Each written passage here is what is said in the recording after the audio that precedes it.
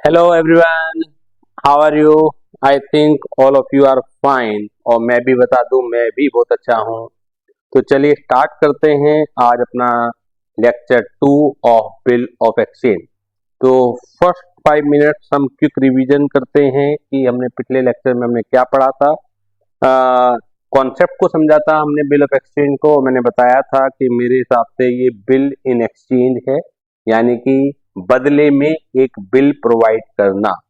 शुरुआत कहाँ से होती है इस ट्रांजैक्शन की शुरुआत होती है जब भी एक व्यक्ति, ट्रेडर या सम अदर पर्सन किसी व्यक्ति को कुछ गुड्स सेल करता है, क्रेडिट पर सेल करता है। तो जब क्रेडिट पर सेल करेगा तो जो एंट्री पास होगी, तो debtor account debit to sale account, ये एंट्री पास होती है। और जब आप उसका लेजर अकाउंट बनाते हैं और फिर बैलेंस शीट मेंटेन करते हैं, तो डेटर्स जो है वो एसेट की लिस्ट में रिफ्लेक्ट होता है, बिकॉज आपको कुछ पैसा जो है किसी व्यक्ति से रिकवर करना है। लेकिन क्योंकि डेटर्स हो जाने से किसी भी व्यक्ति की लिक्विडिटी खत्म हो जाती है, अगर आप उधार ही माल बेचते चले जाएं तो एक समय ऐसा आएगा कि आपके पास लिक्विड कैश नहीं होगा, तो आप आगे के ट्रांजेक्शन कैसे करेंगे? ठीक है, आपकी एसेट है लेकिन 1 साल बाद मिलनी है, 2 साल बाद मिलनी है, 6 महीने मिलनी है, लेकिन कैश की तो आज ही रिक्वायरमेंट है ना। तो उस समस्या को कैसे खत्म किया जाए। और दूसरा व्यक्ति भी मजबूर है, जैसे आपने क्रेडिट सेल किया है, अगर आप क्रेडिट सेल नहीं करेंगे तो मार्केट में व्यापार नहीं कर पाएंगे, बिना उधार के आप व्यापार नहीं कर पाएंगे। अब समस्या उसकी भी है कि उसके पास भी लिक्विडिटी की प्रॉब्लम है, अदरवाइज वो आपको आज ही पेमेंट कर देता, तो आपका भी काम चल जाए और दूसरा व्यक्ति भी अपने समय के अकॉर्डिंग 6 महीने बाद, 1 साल बाद पेमेंट कर पाए। तो बैलेंस बना रहे, इसके लिए एक तरीका निकाला गया है प्रोमिसरी नोट का या बिल ऑफ एक्सचेंज का। जब आप लो के पेपर में पढ़ेंगे तो आपको अच्छी तरह समझ में आएगा प्रोमिसरी नोट क्या है, बिल ऑफ एक्सचेंज क्या है, ये चेक क्या है। ये सेम ट्रांजेक्शन को कवर करने के लिए तीनों आपके पास इंस्ट्रूमेंट मौजूद होते हैं, तीनों की करेक्टरिस्टिक नेचर अलग अलग होती हैं। वो लीगल पॉइंट ऑफ व्यू है। मैं फिलहाल यहाँ पर अकाउंटेंसी के लेक्चर में उस लीगल पॉइंट ऑफ व्यू को कवर नहीं कर रहा हूँ, मैं सिर्फ और सिर्फ अकाउंटेंसी पॉइंट ऑफ व्यू को कवर कर रहा हूँ। तो अकाउंटेंसी पॉइंट ऑफ व्यू के अनुसार चाहे वो बिल ऑफ एक्सचेंज है, चाहे वो प्रोमिसरी नोट है, वो सेम है। और 99% हम लोग जो पढ़ते हैं वो बिल ऑफ एक्सचेंज के बारे में ही हम लोग डिस्कस करते हैं। तो बात चल रही थी हमारी कि जब जिस व्यक्ति को आपने क्रेडिट में गुड्स सेल किया है, उसके पास आज पैसा नहीं है, तो आपका पैसा फंस गया है, कैश इनफ्लो आपके पास कम हो गए हैं और आप आगे मार्केट में ट्रांजेक्शन नहीं कर पा रहे हैं, व्यापार नहीं कर पा रहे हैं। तो इसके लिए एक तरीका निकाला गया कि जो डेटर है आज, वो अपने ऊपर लिखे गए एक बिल को एक्सेप्ट करे। क्रेडिटर जो है डेटर के ऊपर एक बिल ऑफ एक्सचेंज, जिसे बीई बोला जाता है, वो ड्रॉ करता है। ड्रोअर जो होता है वो क्रेडिटर होता है, ड्रोई जो होता है वो होता है डेटर। डेटर उसे एक्सेप्ट करता है। तो जैसे ही डेटर एक्सेप्ट करता है तो एक क्रेडिटर की बुक्स ऑफ अकाउंट में एक नई एसेट का जन्म होता है कि अब डेटर डेटर नहीं रहा, उसके बदले में हमें एक बिल ऑफ एक्सचेंज रिसीव हो गया है। तो जब भी आप बिल ऑफ एक्सचेंज लिखने के बाद एक नई बैलेंस शीट बनाते हैं, आज मैं एंट्री पर आपको समझाऊंगा भी, तो डेटर को रिप्लेस कर देता है एक आपका एक इंस्ट्रूमेंट जिसे बिल ऑफ एक्सचेंज कहा जाता है। इसी वजह से मैंने कहा था कि मैं नॉर्मली इसे बिल इन एक्सचेंज, जिससे आपको भी अच्छी तरह से प्रॉपर्टी समझ में आ जाए कि एग्जैक्टली बिल ऑफ एक्सचेंज क्या है, कि डेटर को रिप्लेस करने के लिए एक नए इंस्ट्रूमेंट का जन्म है।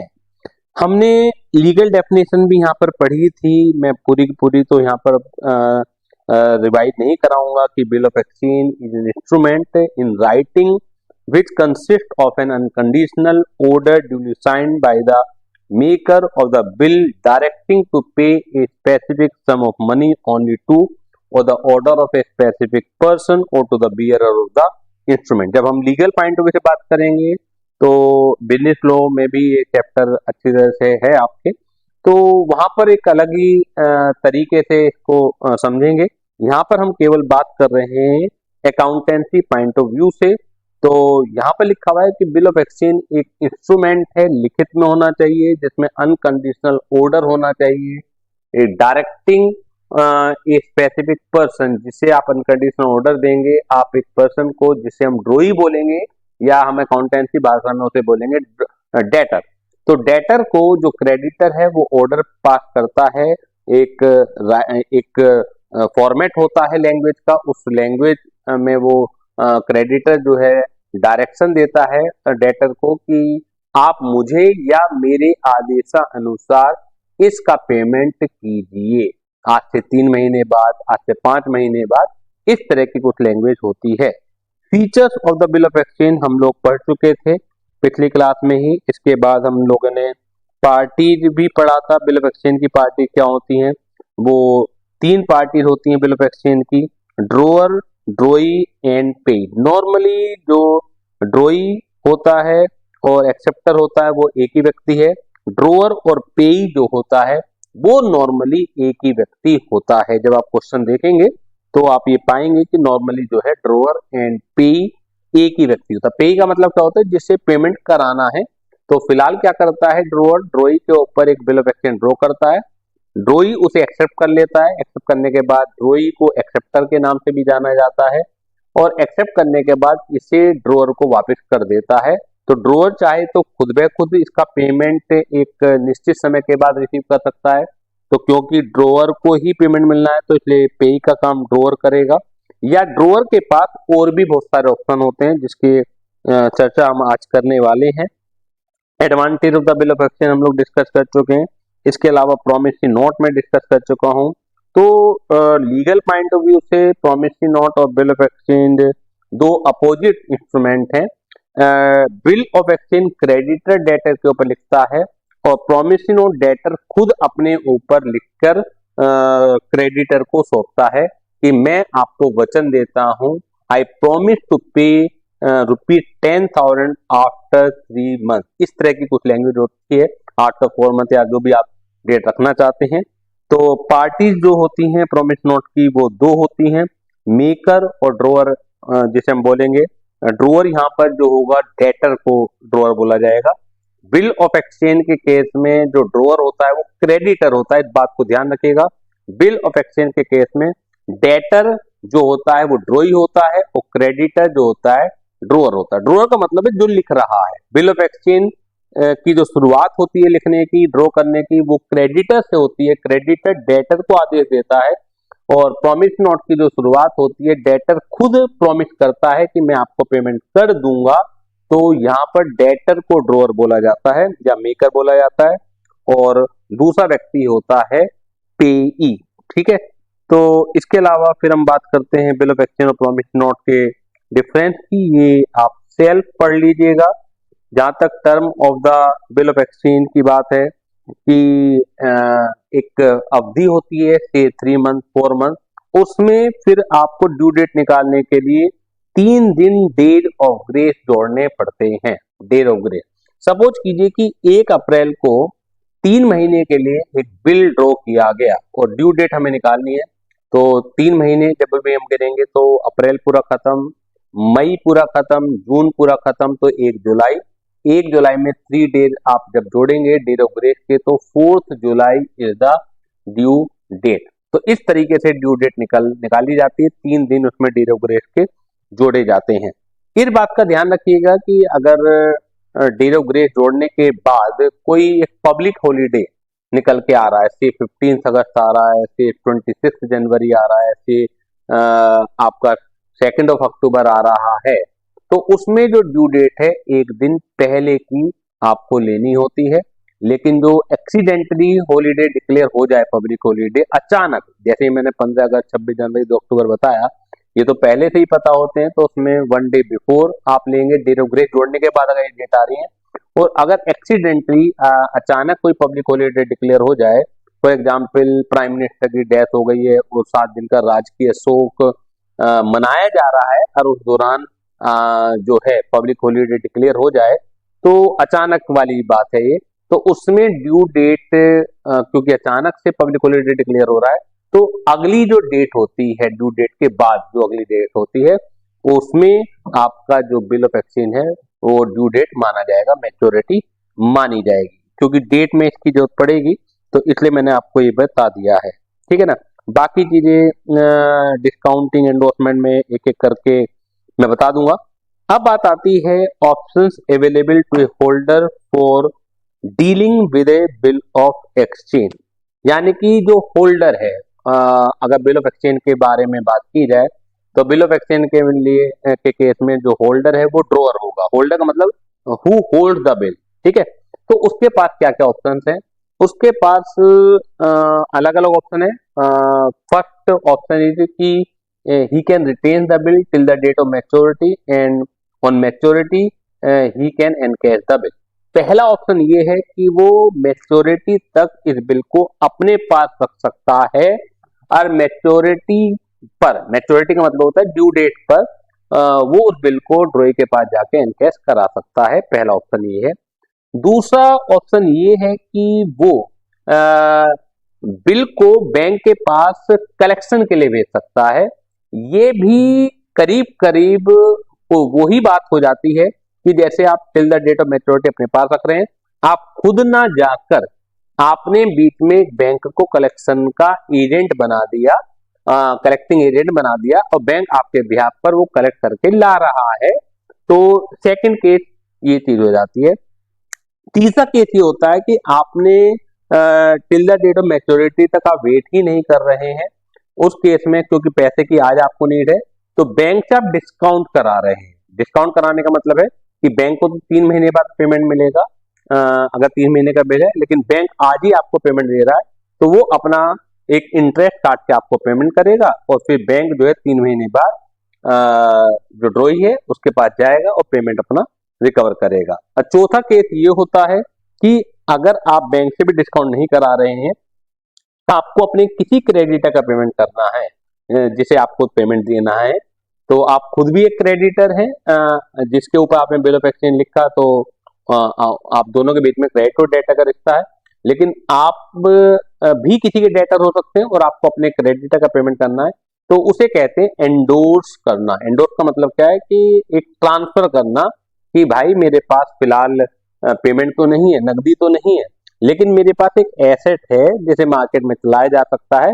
आप मेरे पास से वो एसेट जिसे मैं बिल ऑफ एक्सचेंज कह रहा हूं, आप वो ले लीजिए, आप आगे बैंक से डिस्काउंट करा लीजिए, या आप मैच्योरिटी की डेट तक आप अपने पास रखिए और मैच्योरिटी की डेट के बाद आप मेरे ड्रॉई के पास चले जाइएगा और उससे पेमेंट ले आइएगा। ये टोटल 4 ऑप्शन होते हैं, तो एक एक करके हम लोग पढ़ते हैं। नेक्स्ट जो चीज है, how to calculate due date of the bill, जो मोटा मोटा था वो मैंने आपको यहाँ बता ही दिया है। फिर डिटेल चर्चा हम किसी और लेक्चर में कर लेंगे बीच में, जब भी थोड़ा सा हमें 10-15-20 मिनट का समय मिलेगा, हमें लगेगा कि आज की क्लास छोटी है तो चलिए टॉपिक को निपटा लेते हैं, तो तब कर लेंगे। बाकी तो जितना जरूरी है न्यूमेरिकल के पॉइंट ऑफ व्यू से मैंने डिस्कस कर ही लिया। अब बात आती है पहले ऑप्शन की, और when the bill retain till the due date. अगर ड्यू डेट तक ये बिल जो है ड्रॉअर के पास ही रहता है, ड्रॉअर खुद ही होल्डर बनता है, तो क्या एंट्री पास होंगी in the books of the drawer और in the books of the drawee. मैं कुछ भी रटाने का काम नहीं करूंगा, नहीं तो मैं जनरली आप देखते होंगे कि पहले आपको एक फॉर्मेट बताया जाता है, फिर एंट्री लिखवाई जाती है कि, और फिर ये कहा जाता है कि आप इन्हें याद कर लीजिए, और फिर हम अगली क्लास से न्यूमेरिकल स्टार्ट करेंगे।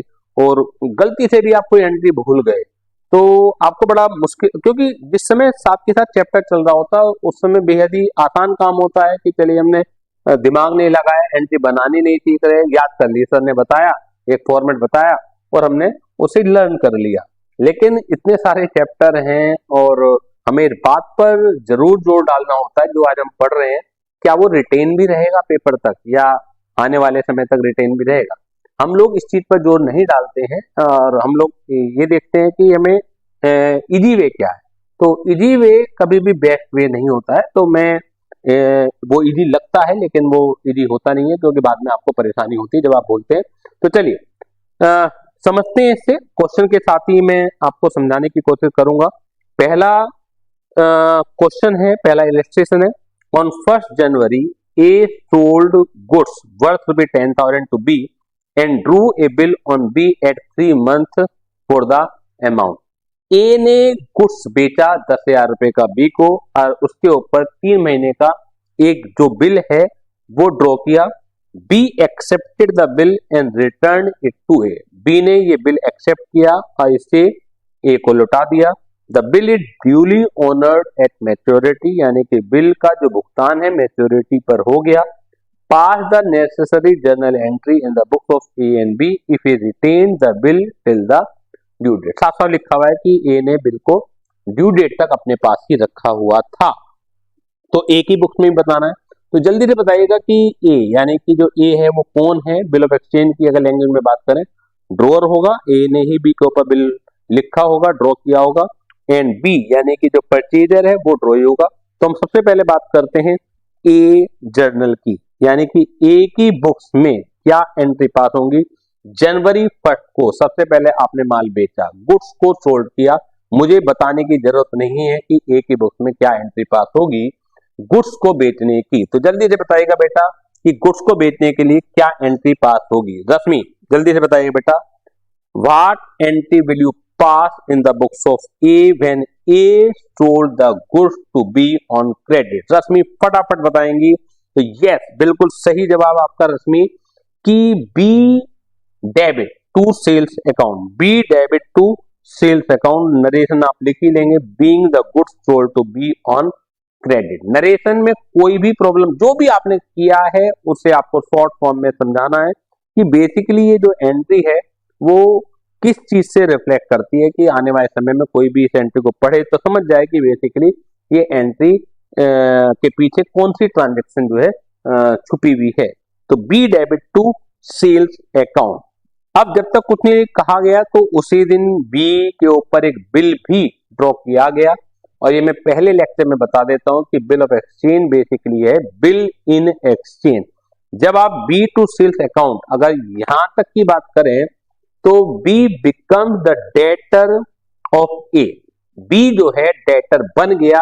इस एंट्री के पास होने के बाद अगर बैलेंस शीट बनाई जाए तो बी जो है रिफ्लेक्ट करेगा in the balance sheet of A as debtor, यानी कि बैलेंस शीट जब आप ए की बनाएंगे तो बी जो है डेटर्स के रूप में रिफ्लेक्ट करेगा।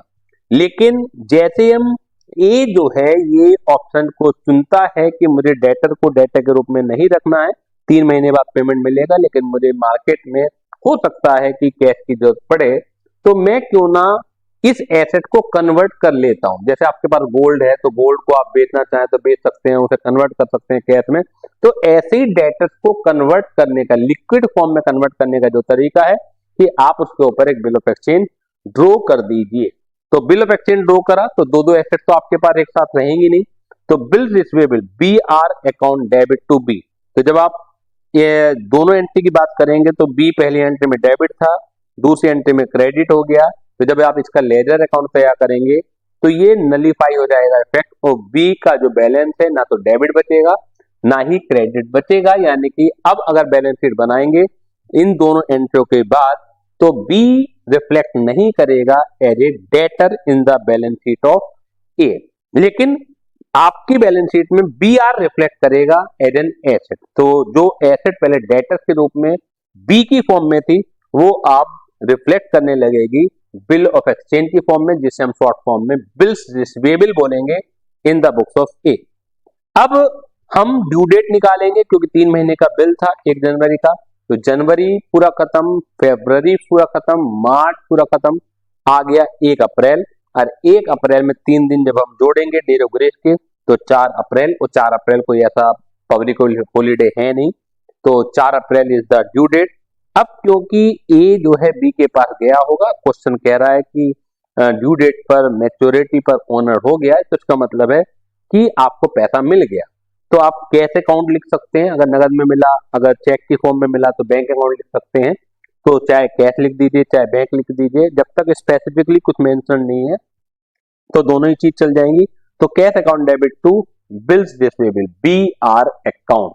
आप इसे सोचिए कि सपोज कीजिए आपके पास कोई फर्नीचर है, आपने उसे बेचा, तो आप एंट्री क्या पास करेंगे, कैश अकाउंट डेबिट या bank account debit to furniture.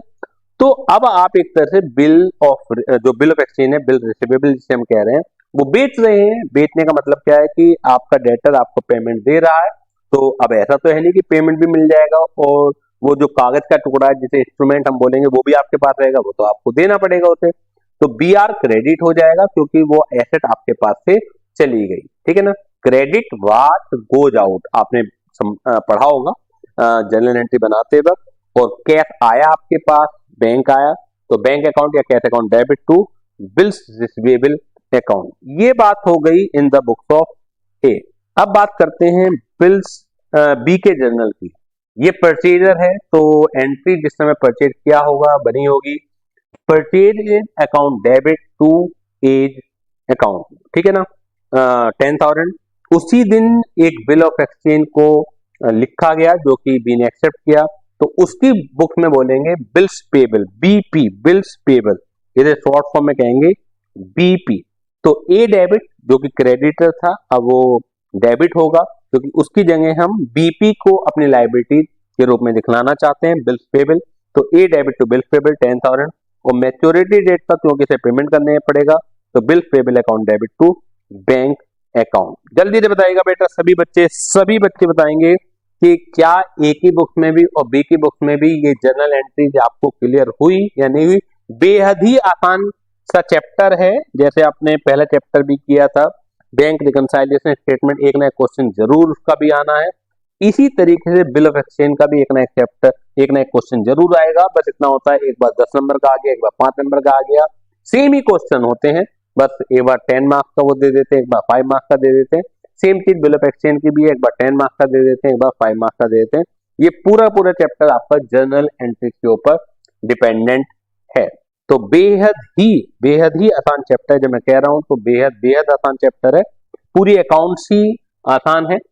तो चलिए जल्दी से बताइएगा बेटा ये कॉन्सेप्ट आपको क्लियर हुआ या नहीं हुआ। विजय बताएंगे बेटा ये कॉन्सेप्ट आपको क्लियर हुआ या नहीं हुआ। मैं कोई एंट्री याद नहीं करा रहा हूं कि पहले मैं याद कराऊं उसके बाद क्वेश्चन शुरू कराऊं। मैं सीधे क्वेश्चन के साथ ही मैं आपको एंट्री बनाना सिखा रहा हूं। थ्योरेटिकल कॉन्सेप्ट पहले मैंने आपका फ्रेमवर्क बनाया पूरे चैप्टर के बारे में कि बेसिकली ये ट्रांजेक्शन किस तरीके से होती हैं, फिर हम उनका अकाउंटिंग ट्रीटमेंट को हम यहाँ पर सीख रहे हैं। तो चलिए ये तो बात हुई कि if holder choose an option to retain the bill till the date of maturity and on due date ही और C and cash the bill, यानी कि अगर होल्डर ये ऑप्शन को चुनता है, किस ऑप्शन को चुनता है कि वो till the date of maturity तक इस बिल को अपने पास रखे और मैच्योरिटी की डेट पर उसको एनकैश कराए, तो क्या एंट्री होगी। दूसरा ऑप्शन की बात करें, when the bill is send to the bank for collection, अगर कलेक्शन के लिए ये जो बिल है बैंक के पास गया, देखिए कलेक्शन के लिए बिल बैंक के पास गया या आपने मैच्योरिटी की डेट तक रखा, अगर डेप्थ में जाकर देखेंगे दोनों में कोई भी अंतर नहीं, बच्चे अलग अलग मान के चलते हैं और लास्ट तक उन्हें ट्रांजेक्शन की नेचर को समझने में बड़ी दिक्कत पड़ती है। तो मैं कोशिश, मेरा जो पढ़ाने का स्टाइल है वो ये है कि पहले मैं आपके ट्रांजेक्शन की नेचर को क्लियर करूं।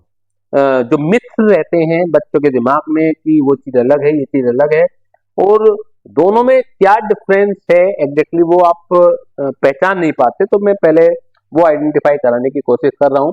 दोनों में कुछ भी अंतर नहीं है सिवाय इसके कि पहले केस में आप खुद जा रहे थे ड्रॉई के पास, लेकिन दूसरे केस में आप खुद न जाके एक एजेंट को आपने चुना और वो एजेंट एक बैंक है और बैंक को चुना कि भाई मेरे बिहाफ पर आप मेरे बिल को कलेक्ट करके लाइए। तो आपको मैच्योरिटी डेट से पहले 2 दिन पहले, 5 दिन पहले, 7 दिन पहले आपको बैंक के पास वो अपना जो बिल ऑफ एक्सचेंज है, बीआर जिसे हम कहेंगे, वो भेजना पड़ेगा और बैंक आपके बिहाफ पर उसे कलेक्ट करके लाएगा। अब क्योंकि बैंक भी व्यापारी आदमी है तो बैंक, जाहिर सी बात है, बैंक इस चीज के लिए कुछ आपसे खर्चा लेगा, ठीक है। तो ये नेचर समझना इसलिए जरूरी है कि जहां तक पहली एंट्री की बात है और दूसरी एंट्री की बात है कि जब ए बी को गुड्स सेल करेगा तो ए की बुक्स में और बी की बुक में जो एंट्री पास होनी थी वो वही होंगी। उसके बाद सेकंड एंट्री की बात है व्हेन ए, यानी कि when creditor draw a bill upon his और हर डेटर, तो उसमें भी एंट्रियों में कोई भी बदलाव आने वाला नहीं है। जहां तक तीसरी एंट्री की बात किया है कि जो ड्रोअर है वो बिल को अपने बैंक के पास, जो अपना एजेंट है उसके पास कलेक्शन के लिए भेजता है, तो ये एंट्री जो है in the books of A यानी कि in the books of debtor तो पास होगी, लेकिन in the books of creditor pass नहीं होगी, in the books of drawee pass नहीं होगी, बिकॉज ए ने उस बिल को लेके क्या किया है इसका कोई लेना देना बी से नहीं है, इसका कोई लेना देना ड्रॉई से नहीं है। बड़ा अच्छी तरह से स्पष्ट तरीके से आप समझ लीजिए। फिर बैंक जो है ड्यू डेट पर कलेक्शन के लिए जाएगा, कलेक्शन के लिए जाएगा तो जो ड्रॉई है वो पेमेंट कर देगा, तो ड्रॉई की बुक में पेमेंट करने की जो एंट्री होती है वही होगी bills payable account debit to bank या कैश। तो क्योंकि यहाँ पर बैंक कलेक्ट कर रहा है तो जाहिर सी बात है कि टू बैंक यानी कि चेक से या अपने बैंक अकाउंट से अपने रिलीज किया होगा इसको पेमेंट, तो bills payable account debit to bank हो जाएगी।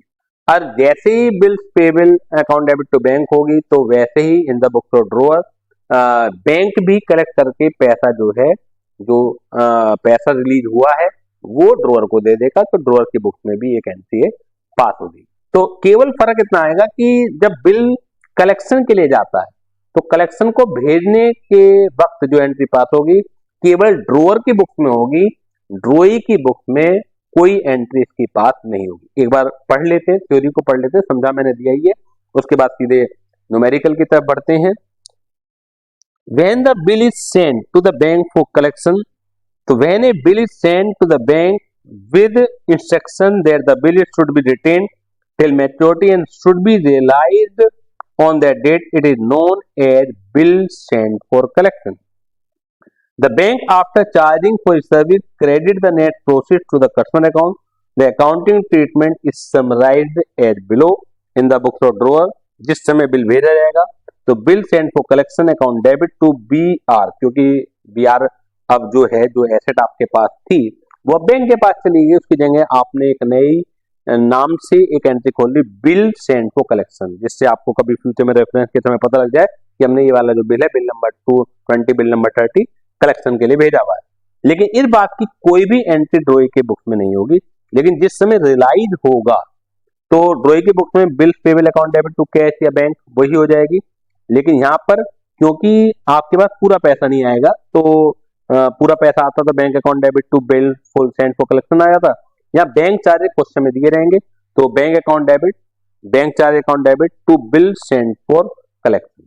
तो जब पहली एंट्री आपने पढ़ी थी तो वहां पर रिलायसन के समय bank account debit to B R था, लेकिन यहाँ पे बी आर की जगह क्योंकि बी आर जो है वो इस वाली एंट्री के पास होती है, अब आपकी एसेट नहीं रही, इसकी जगह आपके पास एसेट बन गई बिल सेंड फॉर कलेक्शन। में एक एक एंट्री का इंपैक्ट आपको समझाने की कोशिश कर रहा हूं जिससे आप को रिटेन रहे, मतलब आज से 2 महीने बाद 3 महीने बाद भी आप रिवाइज करें तो जरा सी भी गलती ना रहे। तो इलस्ट्रेशन सेकंड देखिएगा, on 1st January A sold goods worth ₹10,000 to B and draw a bill on B at 3 months for the amount. B accepted the bill and returned it to A. 1 month after the acceptance, he sent the bill to his bank for collection. On the due date, bank got the payment and charged 1% commission. Pass the journal entry in the books of A and B. A is the drawer. तो A क्योंकि seller है तो पहली entry बनी B account debit to sales account, second entry बनेगी bills receivable account debit to B, तीसरी entry क्योंकि 1 February को दे रखा है क्वेश्चन में दे रखा है bill send for collection account debit to B R, और ड्यू डेट आप निकालोगे क्योंकि 3 मंथ का था तो 4 अप्रैल ही निकलेगी, bank account debit bank charge account debit to bill send for collection. 10,000 का बिल था, 1% कमीशन चार्जेस थे तो 9900 आपको पैसा मिल गया, 100 उसके बैंक चार्जेस थे तो वो कटने के बाद 9900 आपको मिल गया और 10,000 बिल सेंड फॉर कलेक्शन में चले गए। अब इन्होंने क्योंकि बी की बुक्स में भी मांगा है तो बी की बुक्स में मैं बता देता हूं कि बी की बुक्स में क्या एंट्री पास होंगी। बी की बुक्स में आप नोट डाउन कर लीजिएगा, बी की बुक्स में एंट्री क्या पास होंगी in the books of B, in the books of B क्या एंट्री पास होंगी। पहली एंट्री जनवरी 1 की अगर बात करें तो purchase account debit purchase account debit to A, narration आप लिख लेंगे 10,000 से होगी। सेकंड एंट्री जो पास होगी बिल्स पेबल को एक्सेप्ट करने की है, तो ये भी जनवरी 1 में ही होगी। A debit to bills payable account, ये भी 10,000 से ही एंट्री पास होगी। जल्दी जल्दी लिखिएगा बेटा। और मैच्योरिटी डेट क्योंकि अप्रैल 4 आई है, तो अप्रैल 4 को इसका पेमेंट कर दिया आपने, तो bills payable account debit to bank account कर दीजिए, टू कैश कर दीजिए, उससे फर्क नहीं पड़ता है 10,000, क्योंकि ए ने जो 1 फरवरी को कलेक्शन के लिए बीआर भेजा था उसकी कोई एंट्री बी की बुक में पास होने वाली नहीं है। यही 3 एंट्री जो है बी की बुक में पास होंगे। तो जल्दी से बताइएगा बेटा, is it clear to all of you? सभी बच्चों को ये चीज क्लियर है या नहीं है? जल्दी से बताइएगा बेटा, ये कॉन्सेप्ट आपको क्लियर है कि नहीं है? चलिए, तीसरा जो ऑप्शन है वो है when the bill is discounted with the bank. देखिए, सेंड फॉर कलेक्शन और डिस्काउंट में एक अंतर होता है। कलेक्शन के केस में आप बैंक से ये नहीं चाह रहे कि पेमेंट आज ही आपको मिल जाए, केवल आप कह रहे हैं कि मैं नहीं जा पाऊंगा और ड्यू डेट पर आप जाइए, तो वो अपनी सर्विसेज के पैसे लेता है। डिस्काउंट के केस में क्या है कि आपको आज ही नीड है पैसे की, आपको आज ही नीड है पैसे की, तो बैंक आपको आज पैसा दे देगा, लेकिन बैंक को पैसा मिलेगा 3 महीने या 4 महीने बाद। तो वो जो 3 महीने या 4 महीने बाद मिलेगा, तो उतने महीने का, जितने महीने उसने पहले आपको पेमेंट कर दिया, वो उसका इंटरेस्ट काटेगा आपसे। अब इंटरेस्ट काटेगा तो वो आपके लिए एक्सपेंसिव है, वो डेबिट होगा आपकी बुक में। तो इसका भी कोई लेना देना ड्रॉई की बुक से नहीं है। ड्रॉई की बुक में तो वही 3 एंट्री पास होनी है, पहले परचेज की, फिर बिल पेबल एक्सेप्ट करने की, और तीसरा ड्यू डेट पर पेमेंट करने की। क्लियर? लेकिन ये जो भी काम कर रहा है वो ड्रोअर कर रहा है, तो अगर ड्रोअर इसे बैंक के पास डिस्काउंट कराता है, तो डिस्काउंट कराने का मतलब क्या है, उसे आज ही पेमेंट मिल जाएगा। बिल सेंड फॉर कलेक्शन में मैच्योरिटी तक इंतजार करना पड़ता है उसे। आपने चाहे 1 फरवरी को भेज दिया, लेकिन 4 अप्रैल को पेमेंट मिला। लेकिन अगर आप डिस्काउंट कराते हो तो पेमेंट आज ही मिल जाएगा, लेकिन पूरा नहीं मिलेगा। जितने महीने पहले पेमेंट आपको किया जा रहा है उतने महीने का इंटरेस्ट डिडक्ट होगा। Date clear? और बैंक जो है मैच्योरिटी डेट पर पेमेंट अपना ड्रॉअर से रिकवर कर लेगा। तो ये सब चीजें जो है ड्रॉअर की बुक में होनी। तो when the bill is discounted with the bank, तो in the books of drawer जिस समय डिस्काउंट कराएगा बैंक अकाउंट डेबिट उसी समय हो जाएगा, क्योंकि पैसा आज ही मिल रहा है। डिस्काउंट अकाउंट डेबिट क्योंकि पूरा पैसा नहीं मिल रहा। टू बिल्स रिसीवेबल, क्योंकि अब आपके पास से ब्याज जो है वो चला गया बैंक के पास। जहां तक ड्रॉई की बुक है, ड्रॉई की बुक में कोई एंट्री इस चीज की पास होने वाली नहीं है। इलेक्ट्रेशन थर्ड देखेगा, on 1 January A sold goods worth B 10,000 to B and draw a bill on B at 3 months for the amount. B accepted the bill and returned it to A who discounted the bill with a bank on 4th February. तो लिखा हुआ है 4 फरवरी को discount करा लिया at 15% per annum। तो अभी तो जो उसे पेमेंट मिलेगा 4 फरवरी को आपने कराया है, 4 अप्रैल को मिलेगा बैंक को तो पेमेंट। तो फरवरी और मार्च यानी कि 2 महीने का वो ब्याज आपसे डिडक्ट करेगा। तो ये रेट जो दे रखी है 15% पर एनम दे रखी है, तो 2 महीने का हम कैलकुलेट कर लेंगे कि कितना पैसा कट के आपको मिलेगा। The bill is duly honoured at maturity, pass the necessary journal entry in the books of A and B. तो मैच्योरिटी पर वो ऑनर हो गया, तो आपको इसकी नेसेसरी एंट्री बनानी है ए की बुक में भी और साथ के साथ बी की बुक में भी। तो ए के जर्नल में B debit to sales account, ये एंट्री बनेगी। फिर है B R account debit, BR account debit to B, ये एंट्री बन गई। तो 4 फरवरी को बैंक अकाउंट डेबिट 9,750, ये कहां से आया? ये बेसिकली क्या आया होगा, आप डिस्काउंट निकालोगे 10,000 इंटू 2 महीने का 2/12 इंटू 15% से, तो जब आप निकालोगे तो ये 250 आ जाएगा। तो 10,000 में 250 माइनस करके 9,750 से मिल गए। ठीक है, बी की बुक्स में बात करेंगे, परचेज अकाउंट डेबिट टू है, फिर बिल पेबल की, और तीसरा bill payable account debit to bank. अब आप ये बताइएगा कि क्या 4 फरवरी को पेमेंट मिलने के बाद क्या 4 अप्रैल को भी मिलेगा? एक को नहीं मिलेगा, क्योंकि वो पेमेंट तो बैंक के पास पहुंच जाएगा। बैंक अपना पेमेंट जो आपको उसने आज 4 फरवरी को 9,750 दे दिया, 4 फरवरी को उसे पूरा 10,000 मिल जाएगा। ठीक है ना, उसकी जो 250 रुपए की है इनकम, वो इनकम आ जाएगी। बैंक का तो काम है ये कि आज आपको आज आपके पास पैसे नहीं है, जरूरत है, तो वो आज आपको कम पैसे दे रहा है, 2 महीने बाद उसे पूरे पैसे मिल ही जाने हैं वहां से। तो ये चीज है जब बैंक से आप डिस्काउंट कराते हैं। और चौथा जो ऑप्शन है, चारों के चारों ऑप्शन में आज की क्लास में ही खत्म कर रहा हूं, फिर हम इसके एडवांस वर्जन देखेंगे, क्योंकि ये तो एक बेसिक है, फंडामेंटल है इस चैप्टर का। जो क्वेश्चन पेपर में आएंगे वो एडवांस लेवल से आएंगे, जो इन सब चीजों की पड़ेगी। When the bill is endorsed in the favour of creditor, कुछ नहीं है इसमें कि सपोज कीजिए कि ए ने बी को गुड्स सेल किया, ठीक है ना, तो A become the creditor, B become the debtor, A draw a bill upon B, B accepted and return it to A. अब ए के पास बिल आ गया, ए चाहे तो उस बिल को अपने पास रखे जो हम पढ़ चुके हैं, और मैच्योरिटी पर बी से एनकैश करा ले। ए चाहे तो खुद एनकैश ना करा के बैंक को भेज सकता है, और बैंक उसके बिहाफ पर कलेक्ट करके लाता है, तो उसमें बैंक अपने सर्विस चार्ज लेता है।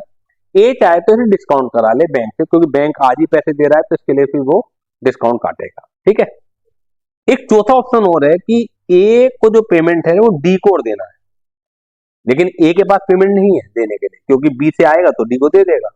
ए के पास भी लिक्विडिटी की प्रॉब्लम है, तो ए डी से कह सकता है कि मेरे पास एक बिल ऑफ एक्सचेंज है, आप उसे ले लीजिए, और ड्यू डेट पर आप बी के पास चले जाएगा, पेमेंट वहां से ले आएगा। एक तरीके से ये जो चौथा केस है, ये बिल को बैंक से डिस्काउंट कराने जैसा है।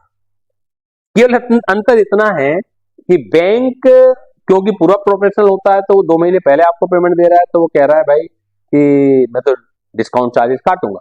लेकिन जब आप अपने साथी को, किसी और बिजनेसमैन को कहते हो, स्कीम समझाते हो, तो वो कोई आपसे चार्जेस नहीं काटता है, वो इस बात को मान जाता है कि ठीक है, आज आपके पास पेमेंट नहीं है, 3 महीने बाद या 2 महीने बाद मैं बी से ले लूंगा। तो एंडोर्समेंट की एंट्री भी जो होगी वो ए की बुक में ही होगी, बी की बुक में नहीं होगी, क्योंकि बी को इससे लेना देना नहीं है कुछ भी।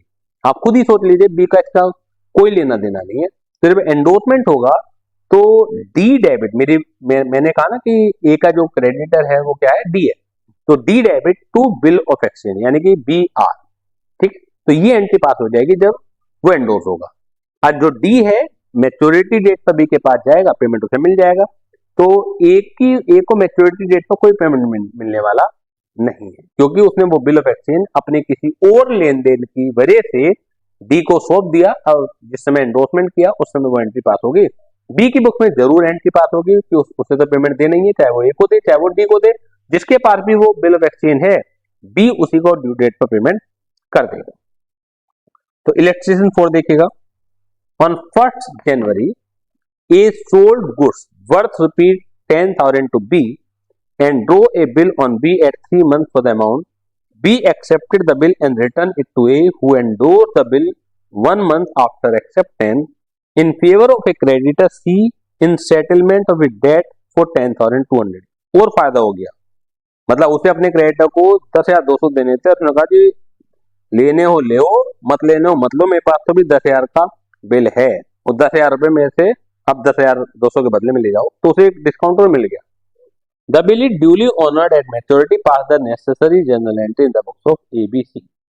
जहां तक बी की बुक्स में तो सेम एंट्री पास होंगी, वो जो 3 एंट्री होती है वही होंगी। ए की बुक्स में हम बात करें तो ये एंट्री जानी पहचानी सी लग रही है, B debit to sales account, फिर bills receivable account debit to B account, A भी जानी पहचानी सी लग रही है। एंडोर्समेंट की देख लीजिए, क्योंकि 1 महीने बाद किया तो डेट आ गई 1 फरवरी।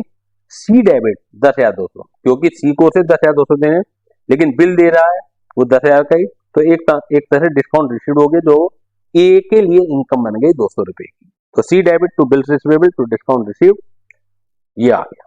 मैच्योरिटी यही 4 अप्रैल को कोई एंट्री ए की बुक में पास नहीं होगी।